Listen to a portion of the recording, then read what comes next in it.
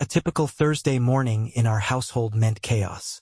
Between getting our two kids ready for school and managing breakfast, there wasn't a moment to breathe. But that morning, the shrill ring of the phone broke the usual noise. I checked the caller ID, a number I didn't recognize. Odd, who calls so early? Hello, I answered cautiously, balancing the phone on my shoulder while helping my daughter with her backpack. To my surprise, it was Claire, my wife. She worked for a small marketing firm and was away on a business trip.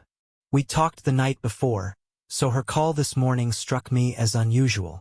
Jason, my purse was stolen, she said, her voice tinged with worry. I need you to cancel our credit cards immediately. I paused. Claire was always careful with her belongings. How did that happen? I asked. She sighed. I was at the hotel lobby picking up a newspaper. I left my purse at the counter for a minute, and when I came back, it was gone. The cashier didn't see anything. Her explanation seemed reasonable enough, but a faint unease crept in. Don't worry, I'll handle it, I reassured her. After ending the call, I canceled the cards and chalked up her oversight to stress. Still, I couldn't shake the feeling that something didn't add up. Weeks passed, and life resumed its normal rhythm, until today. While searching for our home insurance policy, I stumbled across a statement from Claire's private investment account.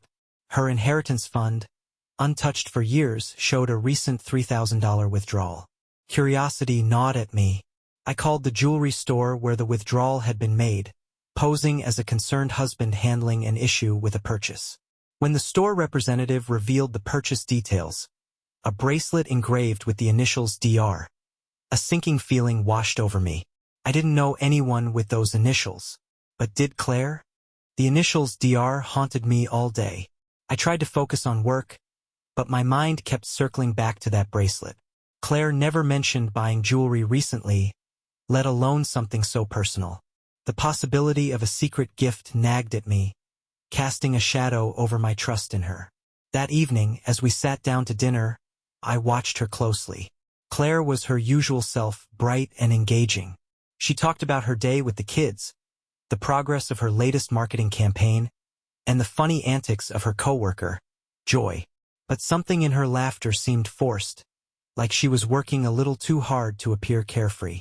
By the way, I said casually, I was going through the mail today and saw a statement from your investment account. Her fork paused midair, just for a split second. Oh, I didn't realize you'd been looking at that. I wasn't snooping, I assured her. I was searching for the insurance policy and came across it by accident. I noticed you withdrew some money recently. Was it for something special? Her smile didn't falter, but her eyes flickered with something. Was it nervousness? Oh yes, I needed to get a gift for a client. You know how important it is to maintain those relationships. A gift? For $3,000. I raised an eyebrow, keeping my tone light. Claire shrugged and laughed it off. High rollers, Jason. You wouldn't believe how demanding some of these people can be. Her answer was plausible, yet it didn't sit right. Claire was good at her job, but she'd never needed to spend that kind of money on a client before. That night, after she'd gone to bed, I retrieved her laptop from the home office. I wasn't proud of what I was about to do, but the doubt gnawed at me like a hungry animal. Logging in was easy. Claire wasn't one to use complicated passwords. I opened her email and scrolled through her recent messages. Most were work-related, until I stumbled upon a folder labeled Drafts. Inside, I found a series of unsent emails. My stomach tightened as I read the most recent one. David, last night was incredible. I've never felt so alive. I can't wait until our next trip. It feels like we're in our own little world. Thank you for the bracelet. It means so much to me. Yours, always, Claire. David. There. The room spun. My legs felt weak as I sat down heavily in the chair. The pieces were falling into place, each one more damning than the last. Claire wasn't just lying to me. She was living a double life. I stared at the screen, the words burning into my mind. And then I did something I hadn't done since I was a teenager. I cried. The draft email was my smoking gun, but it felt like a punch to the gut. My wife, the woman I'd shared my life with for over a decade, was writing love notes to someone else. David. DR. The initials fit. I spent the rest of the night in a fog, staring blankly at the screen, rereading the email as if it would somehow reveal a different truth the 10th time around. But it didn't. The words were there, permanent and undeniable. When the first light of dawn crept through the blinds, I made a decision. I couldn't confront Claire yet. I needed to know everything. If this was some misunderstanding, I didn't want to blow up our marriage on a hunch. But if it wasn't, I spent the next day in a haze, barely listening during meetings and responding to emails on autopilot. By the time I picked up the kids from school, I'd resolved to dig deeper. That night, Claire was unusually affectionate. She kissed me on the cheek as I finished the dishes, her fingers lingering on my arm. "You've been quiet today," she said softly. "Is everything okay?" I smiled tightly, masking the storm brewing inside me. "Yeah, just a lot on my mind." She seemed to accept that and retreated to the living room to read. I watched her from the kitchen, her legs curled under her as she flipped through a magazine. She looked so serene, so innocent. Felt like I was staring at a stranger. Once she went to bed, I returned to her laptop, determined to learn more. This time, I ventured into her calendar. A few meetings stood out, one scheduled at odd hours, often at locations miles away from her office. One in particular caught my eye, a recurring lunch appointment listed only as client review. It happened every Friday at 1 p.m. at a small restaurant downtown. David?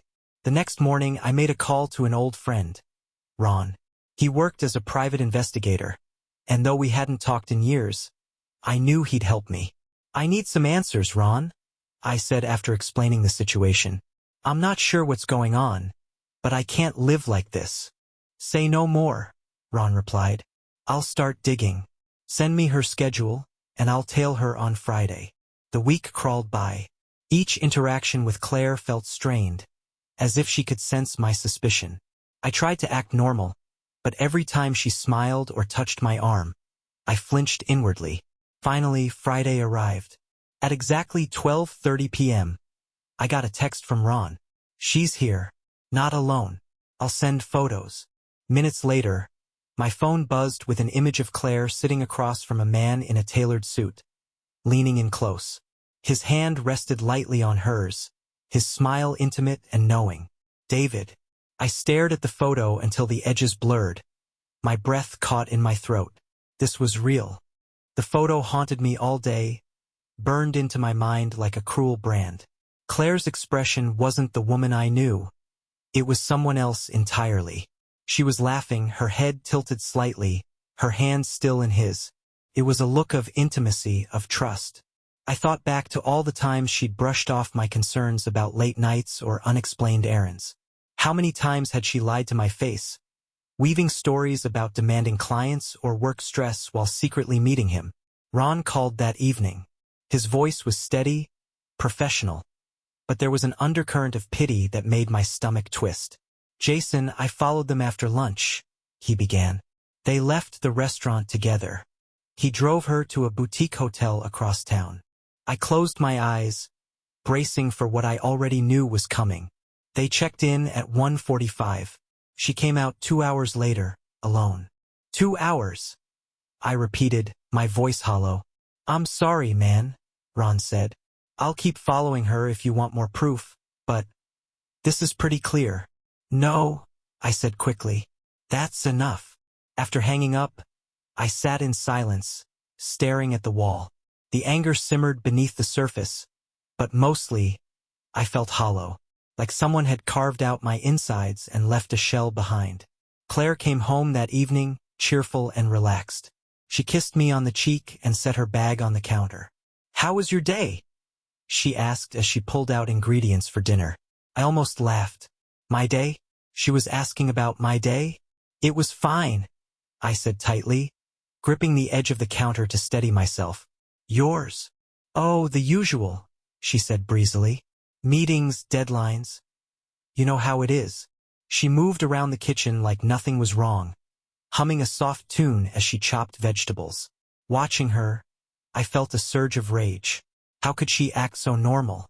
How could she pretend everything was fine while she betrayed me? But I forced myself to stay calm. I couldn't confront her, not yet.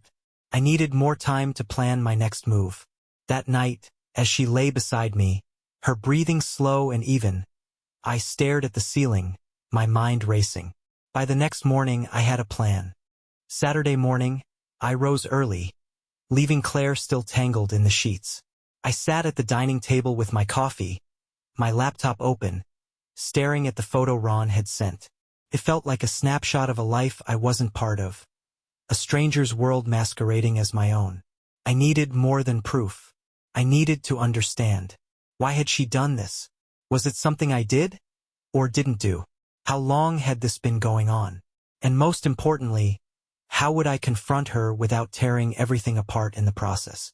Claire emerged an hour later, wearing a loose sweater and leggings, her hair messy but somehow effortlessly beautiful. She kissed my cheek as she grabbed a mug from the cabinet.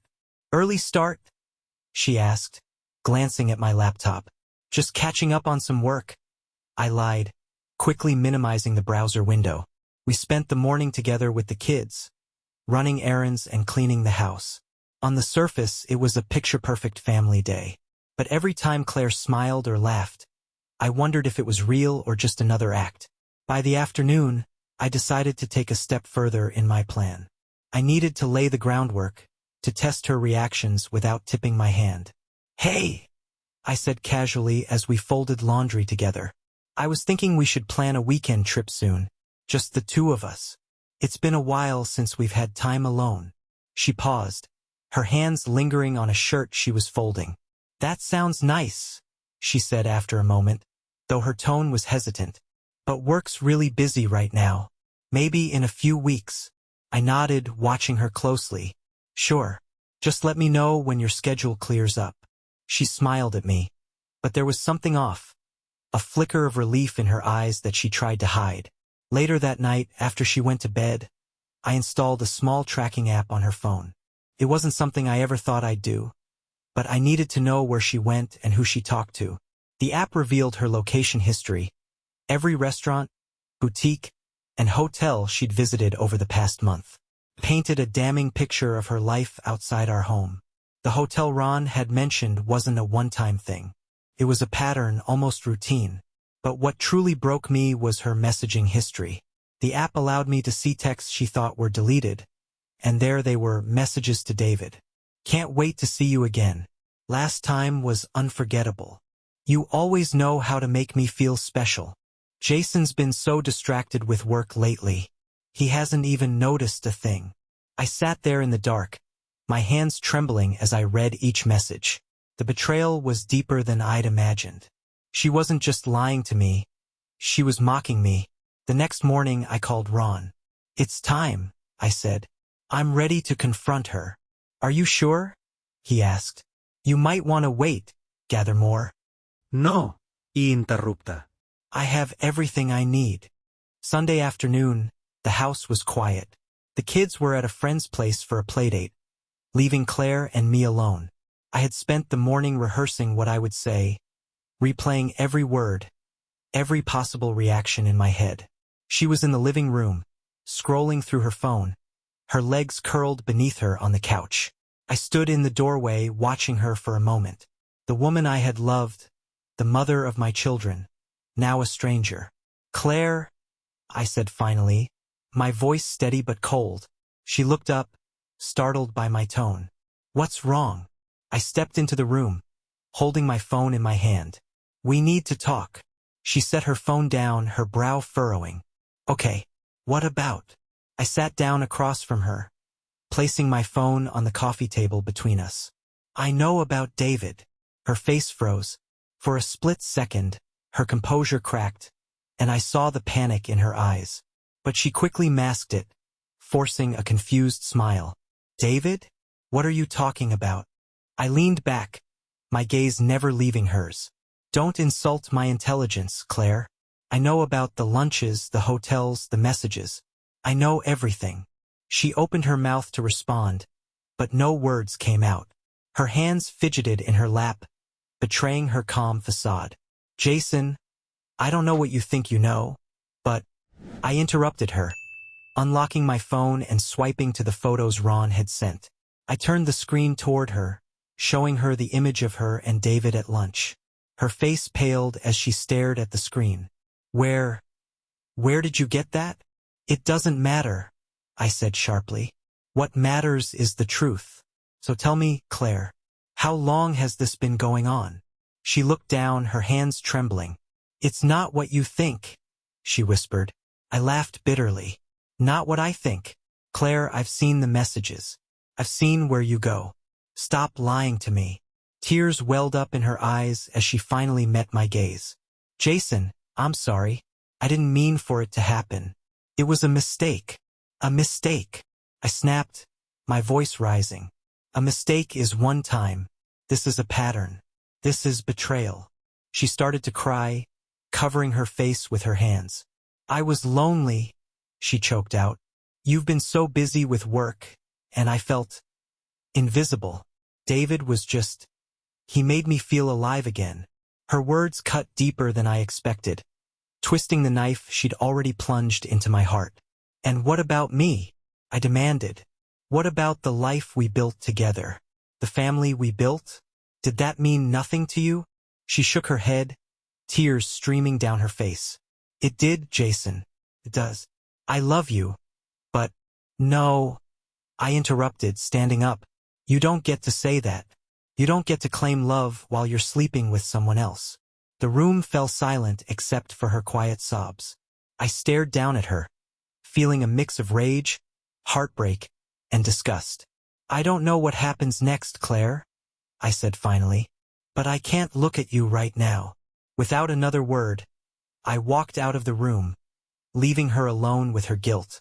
I left the house and drove aimlessly for hours, the betrayal replaying in my mind like a cruel highlight reel.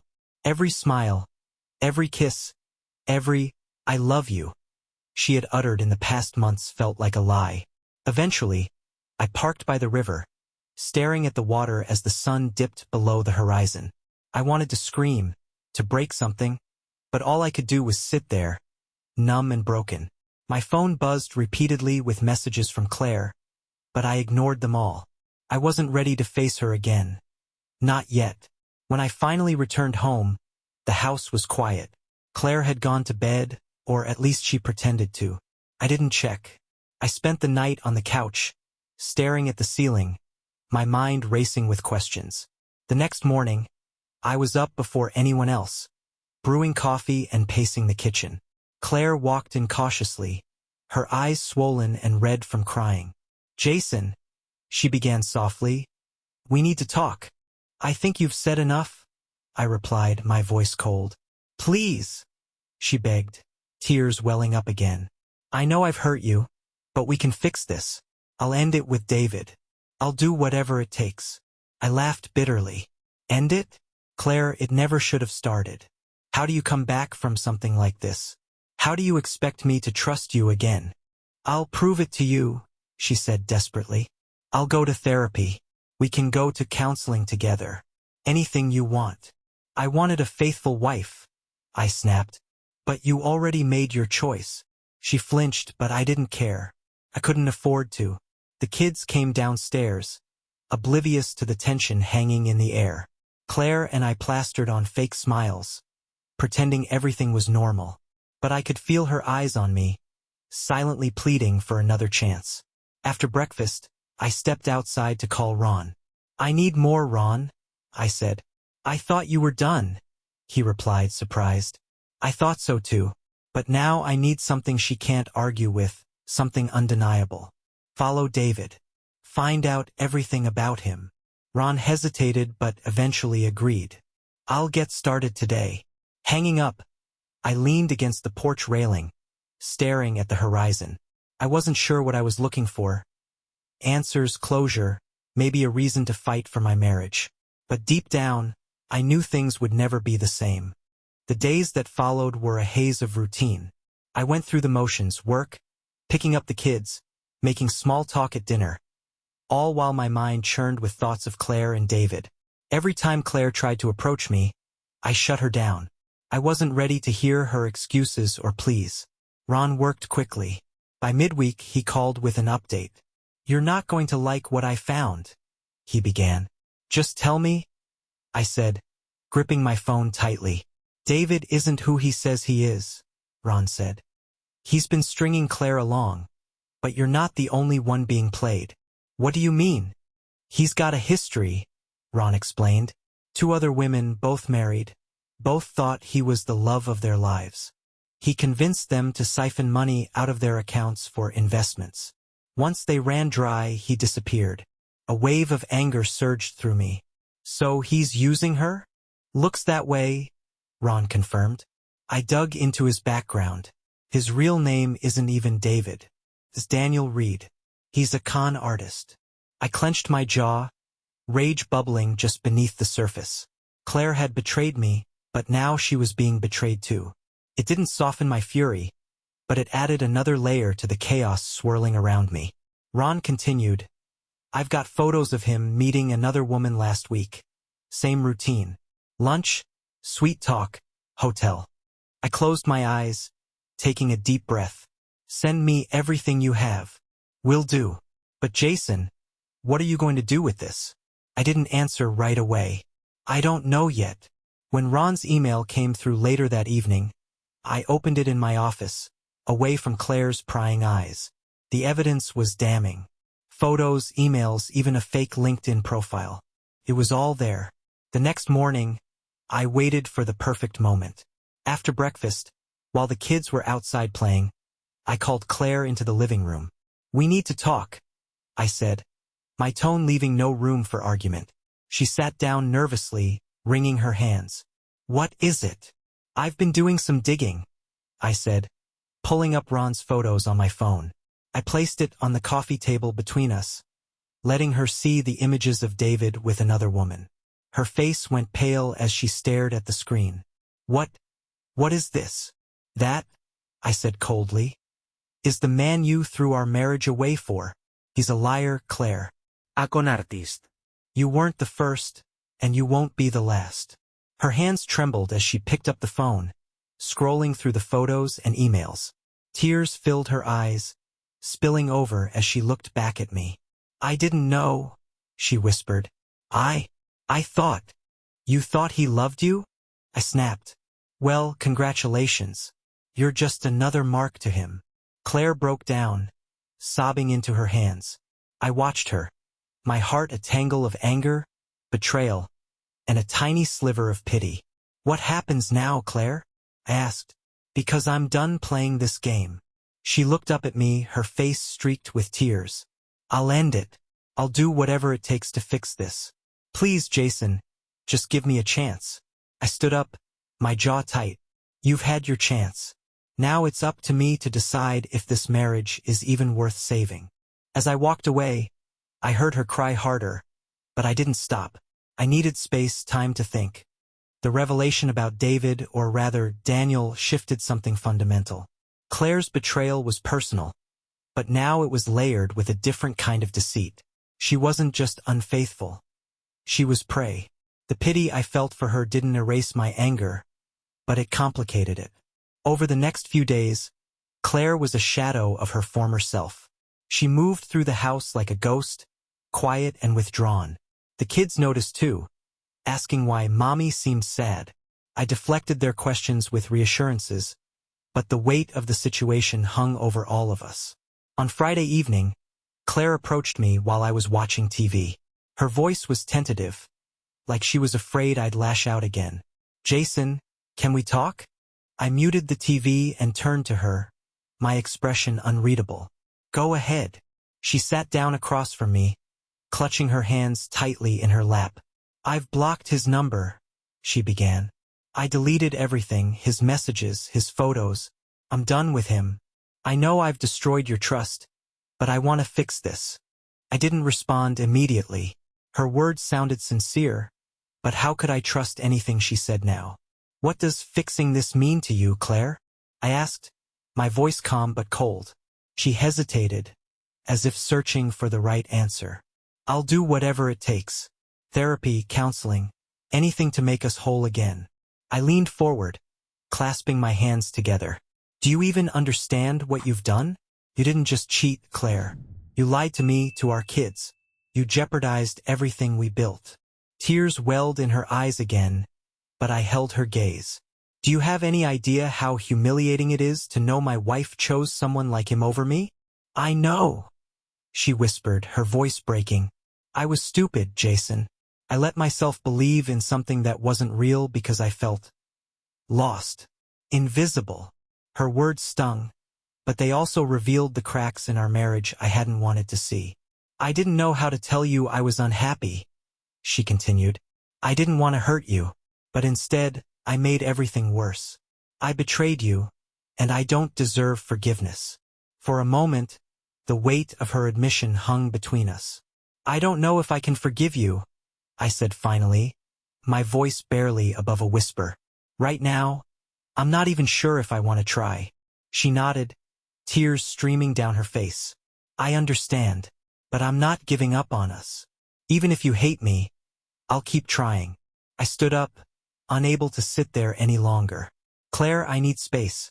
I need time to figure out what I want. You've already made your choices. Now it's my turn. I left her sitting there, her sobs echoing softly in the quiet house. The following days were a delicate balancing act.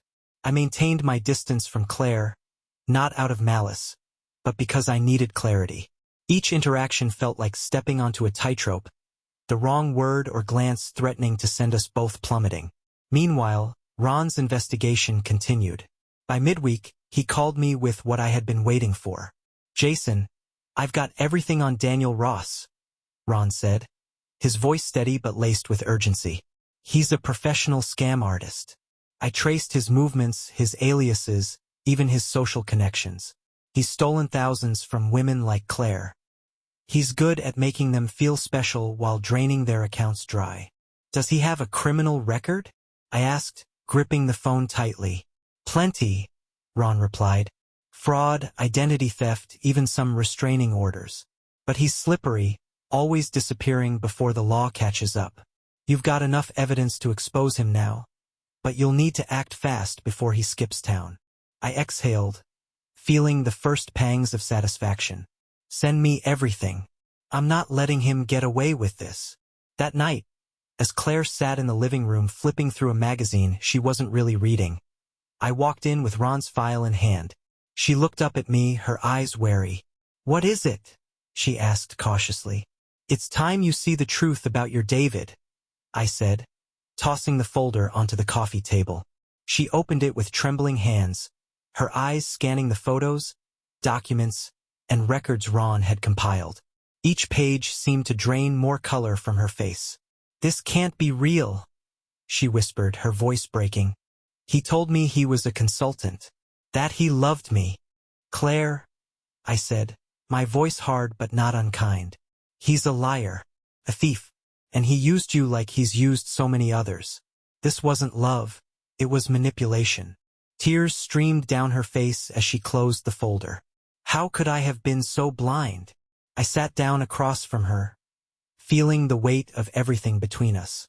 Because he told you what you wanted to hear, but now you have a choice to make. Are you going to let this define you, or are you going to take back control of your life? She nodded slowly, wiping her tears. I want to make it right, Jason. I want to help expose him so he can't do this to anyone else. The determination in her voice was new, and for the first time in weeks, I saw a glimmer of the woman I had fallen in love with years ago. Together, we made a plan. Claire would cut off all contact with Daniel and gather any additional evidence she could. I would consult with Ron and the authorities to ensure we had everything needed to take legal action. It wasn't about revenge anymore, it was about justice. As we worked late into the night, piecing together the puzzle of Daniel's schemes, I felt something shift between us. It wasn't forgiveness, and it wasn't reconciliation. But it was a start. A fragile, tentative step toward rebuilding what had been shattered. In the days that followed, the plan came together with precision. Claire provided every scrap of evidence she had. Texts, receipts, and even the bracelet Daniel had conned her into buying. Together with Ron's dossier, we had a rock-solid case. Ron contacted the authorities on our behalf, and within a week, Daniel Ross's house of cards began to crumble. He was arrested at the boutique hotel where he'd been luring his latest victim. The police found enough evidence on him to tie him to multiple fraud cases, ensuring he wouldn't con anyone else for a long time. When the news came, Claire was a mix of relief and shame. "I can't believe I let myself be part of his game," she said quietly as we sat in the living room that evening. I looked at her, trying to reconcile the woman I had loved for so long with the one who had betrayed me so deeply. "You were a victim, Claire, but that doesn't excuse what you did to us." She nodded, tears brimming in her eyes. "I know, and I'll spend the rest of my life trying to earn your trust again." But trust wasn't something I could give freely anymore. It had to be rebuilt one fragile step at a time. Over the next few months, Claire committed to therapy, both individually and as a couple. The sessions were grueling, forcing us to confront the cracks in our marriage that had been ignored for years. Slowly, I began to see changes in her. A vulnerability, an honesty that hadn't been there before. For my part, I worked on forgiving her, not for her sake, but for mine.